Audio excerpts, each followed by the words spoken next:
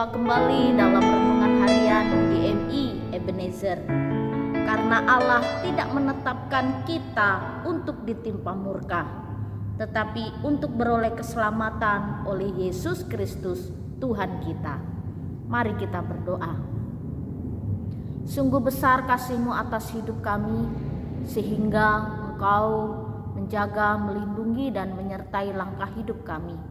Engkau juga tidak menetapkan kami untuk dihukum, tetapi Tuhan, Engkau selalu memberi kesempatan kepada kami untuk menikmati berkat Tuhan, merasakan kasih-Mu, dan juga senantiasa Engkau selalu menuntun setiap langkah hidup kami untuk kami seturut dengan kehendak-Mu. Terima kasih ya Tuhan, karena kasih-Mu begitu besar atas hidup kami. Pagi ini kami akan mendengarkan suara-Mu lewat firman-Mu. Tuhan menolong kami. Di dalam dan demi Yesus Kristus kami berdoa dan mengucap syukur. Amin. Pagi ini kita akan bersama-sama merenungkan satu tema firman Tuhan. Tetaplah hidup dalam kekudusan. Semua barang-barang yang ada di sekitar hidup kita, semua pasti memiliki tujuan. Dan orang-orang yang menciptakan barang-barang yang ada di sekitar kita itu punya tujuan-tujuan sendiri. Contoh, tuh ada orang yang menciptakan gelas. Nah, tujuan gelas ini diciptakan untuk minum. Lalu gelas atau cangkir bermacam-macam bentuk dan bahannya juga dari macam-macam. Harganya pun ada yang dari yang mahal, ada juga yang murah.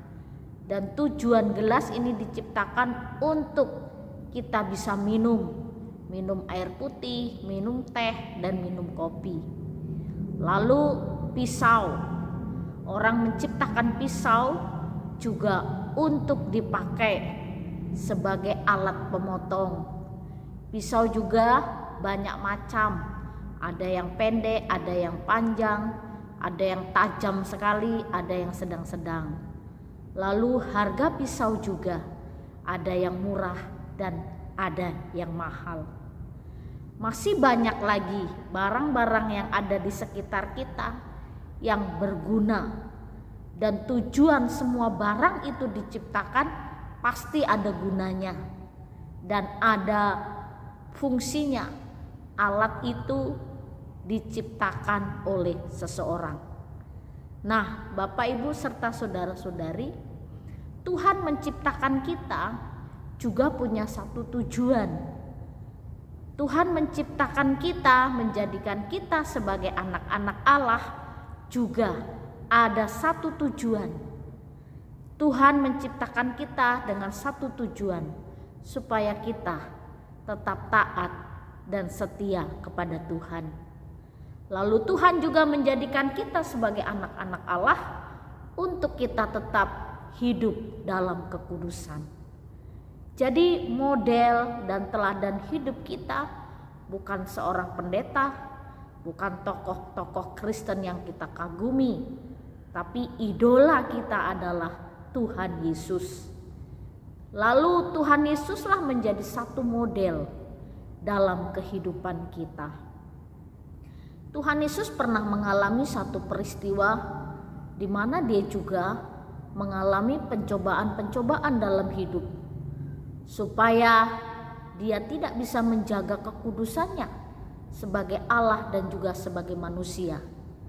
Tuhan Yesus pernah dicobai ketika ada di padang gurun sesudah berpuasa 40 hari 40 malam. Iblis mencobainya. Tapi Tuhan Yesus sanggup melepaskan pencobaan itu dengan berkata, ada tertulis. Artinya kembali kepada firman Tuhan. Lalu ada banyak orang katakan sulit kita bisa hidup kudus di dalam dunia ini. Bagaimana mungkin kita bisa hidup kudus? Orang-orang di sekitar kita tidak lagi menjaga kekudusan hidup. Dan kita pasti terpengaruh dong dengan mereka. Nah, Bapak Ibu serta saudara-saudari, pagi ini firman Tuhan mengingatkan kepada kita untuk kita tetap menjaga kekudusan hidup. Salah satu contoh kekudusan hidup di tengah-tengah hidup kita adalah tetap menjaga keharmonisan hubungan suami istri. Jangan cemari kehidupan keluarga kita dengan sesuatu yang mencemarkan nama baik kita dan juga mencemarkan nama Tuhan. Nah, kita ingat Paulus juga menasihatkan kepada jemaat di Tesalonika. Lalu di dalam 1 Tesalonika 4 ayat yang ke-7 demikian bunyi firman Tuhan. Allah memanggil kita bukan untuk melakukan apa yang cemar, melainkan apa yang kudus. Tuhan memanggil kita untuk melakukan hal-hal yang baik, bukan hal-hal yang jahat. Tuhan juga memanggil kita untuk melakukan perkara-perkara yang benar, bukan hal-hal yang tidak benar. Lalu Bapak Ibu serta saudara-saudari, hal-hal yang jahat tidak kita pelajari pun bisa kita lakukan. Tetapi sesuatu yang butuh kita perjuangkan adalah melakukan hal-hal yang benar, mempertahankan kebenaran, dan juga mempertahankan hidup dalam kejujuran, kekudusan. Apa artinya kudus? Tidak hidup sama seperti orang-orang duniawi ini. Mereka hidup, kita lihat di depannya baik, rupanya di belakangnya dia menjadi pengkhianat. Ada orang yang manis di bibir, tapi bibir dan hatinya tidak sama isinya. Kita sebagai anak-anak Tuhan, kita dipanggil untuk melakukan hal-hal yang benar. Apa yang kita katakan, apa yang kita ucapkan, itu yang seharusnya kita hidupi. Dan ini membutuhkan perjuangan. Jadi Bapak Ibu serta saudara-saudari, mempertahankan hidup dalam kekudusan bukan sesuatu perkara yang mudah, tapi juga bukan sesuatu perkara yang mustahil. Semua bisa kita lakukan di tengah-tengah hidup kita. Di tengah-tengah keluarga tetap menjaga kekudusan hidup, di tengah-tengah gereja tetap menjaga kekudusan hidup, di tengah-tengah pergaulan kita juga tetap menjaga kekudusan hidup. Karena kekudusan inilah yang bisa membawa kita untuk dapat merasakan dan menikmati segala janji-janji Tuhan atas hidup kita. Di akhir zaman ini banyak hal peristiwa yang kita alami, sesuatu yang tidak mungkin bisa terjadi sekarang. Maaf kata ya Bapak Ibu, ada ayah mencabuli anaknya sendiri. Ada bapak juga membunuh anaknya sendiri. Ini akibat dari kehidupan yang tidak sungguh-sungguh percaya kepada Tuhan. Kalau orang mau berbuat jahat, sepertinya zaman sekarang ini mudah sekali. Tapi untuk berbuat baik kita perlu berjuang. Demikian juga di tengah-tengah iman percaya kita, lingkungan kita dapat mempengaruhi kita. Dan apa yang kita lihat itu juga yang bisa kita tiru.